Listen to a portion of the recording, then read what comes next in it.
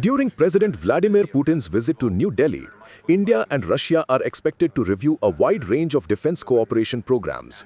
While most attention will focus on ongoing projects and new fighter aircraft or missile systems, one capability gap that has never been publicly addressed remains visible to every strategic planner in the country. India has no long-range strategic bomber in its inventory and has never operated one since independence. The Tu-160M is the modernized version of the Soviet-era White Swan, the largest and fastest combat aircraft ever built.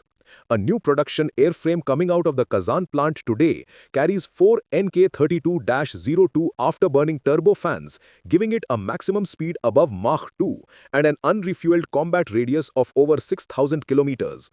With one mid-air refueling from an IL-78 tanker, the aircraft can reach any target within 12,000 kilometers and return without landing outside India.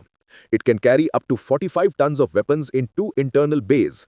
In Russian service, this load is usually 12 Kh-101 or Kh-555 cruise missiles with conventional or nuclear warheads, each having a range of 2,500 to 3,000 kilometers. India does not possess a single aircraft today that can strike deep inside mainland China and return to base without forward deployment. The Su-30 MKI, Rafale, Tejas, and the future AMCA are all outstanding aircraft, but none can fly more than 1,500 to 1,800 kilometers from base, release their weapons and return without aerial refueling or landing at a forward airfield. When aerial refueling is used, the tanker itself becomes a high-value target and limits the number of strike aircraft that can be supported in a single wave.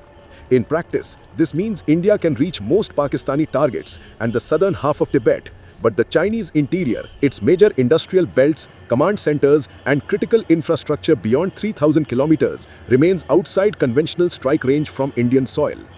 No country that aspires to genuine strategic autonomy has ever accepted such a limitation. The United States maintains the B-2 and incoming B-21. China is flight testing the H-20, and even Russia, despite its economic constraints, is building new Tu-160M airframes.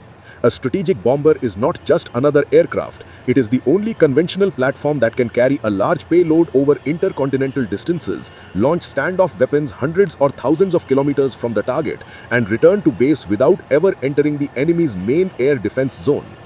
In a nuclear scenario, it completes the third leg of the triad with a delivery system that is recallable and visible, unlike missiles that are committed once launched. With one refueling, the same aircraft can reach any point on the Eurasian landmass. Its speed and altitude make it nearly impossible for current fighters to intercept, and its upgraded electronics reduce the probability of detection by ground radars until it is already turning for home. Acquiring even a small number, 6 to 10 airframes, would give India what no other platform in its inventory can give: the ability to hold at-risk targets deep inside any potential adversary's territory, using conventional or nuclear weapons without depending on forward bases or exposing the aircraft to the main enemy air defense zone. The mere existence of such a capability forces an opponent to defend a far larger area, complicates his planning, and introduces uncertainty in any crisis. India may eventually develop its own stealth bomber, but that remains at least 1 or 2 decades away. Until then, the country will have to decide whether it is comfortable leaving its long-range strike option entirely in the hands of ballistic and cruise missiles, or whether the time has come to re-enter the small circle of nations that operate true strategic bombers. The Tu-160M is one realistic path towards that goal.